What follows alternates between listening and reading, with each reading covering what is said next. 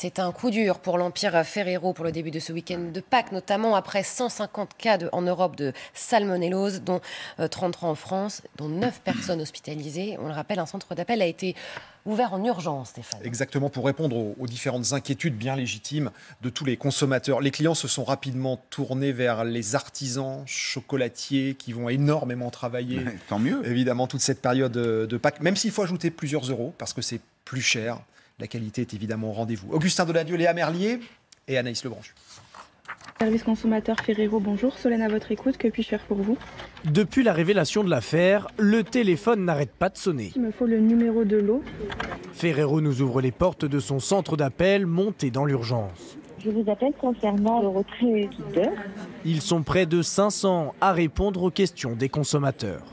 Le groupe Ferrero recevait un peu plus de 80 000 appels dans la journée, donc c'est un dispositif qui est colossal en termes de volume d'appels. Cette contamination à la salmonellose, c'est pour l'instant 33 cas en France, dont 9 hospitalisations.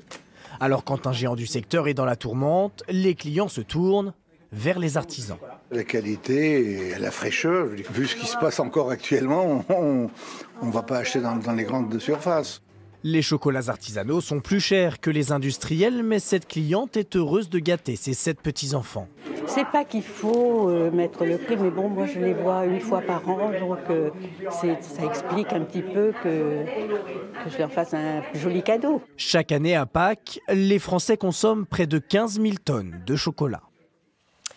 On passe à une visite inattendue. Oui. Le prince Harry et Meghan Markle ont rendu visite à la reine d'Angleterre, oui, à Windsor, avant de se rendre aux Pays-Bas au Invictus Games. C'est une compétition sportive ouverte, pas simple à dire, ça. Pas simple, ouverte aux blessés, aux invalides de guerre, fondée par Harry et Meghan, qui n'étaient plus allés ensemble au Royaume-Uni depuis leur mise en retrait, vous savez, de la famille royale. Il y a 2 ans et demi, la reine qui fêtera d'ailleurs ses 96 ans.